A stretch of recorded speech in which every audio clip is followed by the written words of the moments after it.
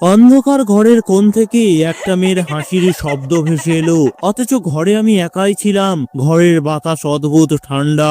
আমি টেবিলে বসে কাজ করছিলাম, হঠাৎ টেবিলের ল্যাম্পটা নিভে গেল, আশেপাশে অন্ধকারে ঢেকে গেল, এমনকি ঘড়ির টিক টিক শব্দটাও যেন থেমে গেল। তখন ওই আয়নার মধ্যে একটা ছায়া দেখতে পেলাম। প্রথমে ভেবেছিলাম এটা আমার নিজের প্রতিবিম্ব, কিন্তু সে যখন হাসলো তখন আমার বুকের ভেতরে কেঁপে উঠলো।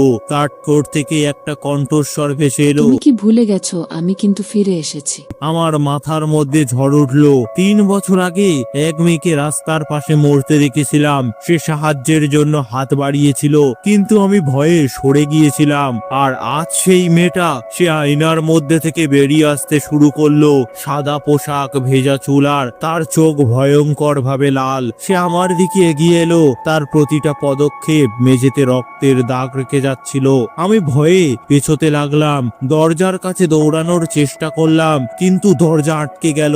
তার ঠান্ডা কণ্ঠ আবার শোনা গেল, তোমার পালানোর পথ নেই, এবার তোমাকে অনুভব করাবো মরার কষ্ট কেমন। আমি চিৎকার করে বললাম, প্লিজ আমাকে মাফ করো। তারপর কি হলো জানতে ইচ্ছুক থাকলে কমেন্ট করুন।